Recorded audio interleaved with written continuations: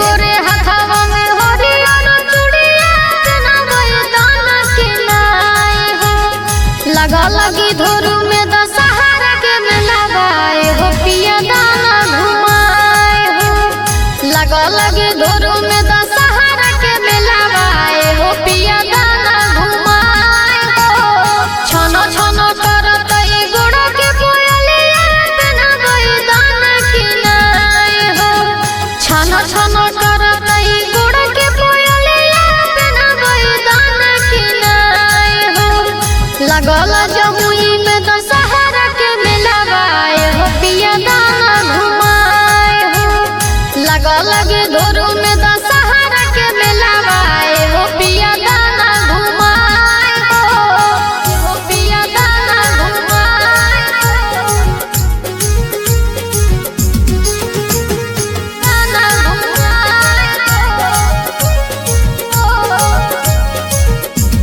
लगा लगे धोरू में दशहरा के मेला गाए हो पिया दाना घुमाए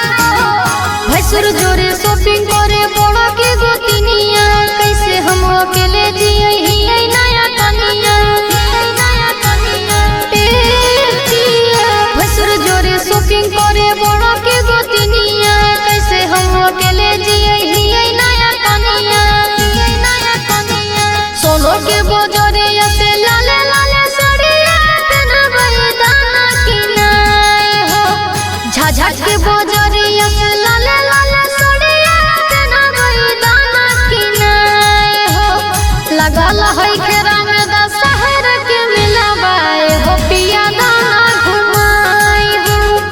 लगल है घेरा में दशहरा के मेला गाए हो पिया दाना घुमाए हो पिया दाना घुमाए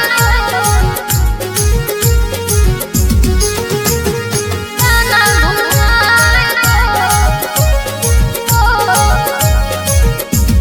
लगा लगे धोरू में दशहरा के मेला गाए हो पिया दाना घुमाए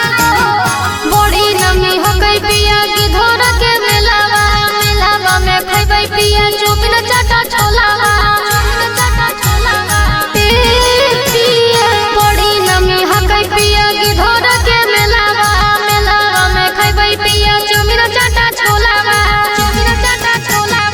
दिही के पंकज पिया मनामा के सारा गाना हमर पुराई हो रूपेश सिकंदर पिया गई दुर्गा के दर्शन दाना कराई हो लगल है झाझा में दशहरा के मेला गाए हो पिया दाना घुमाए हो लगल जब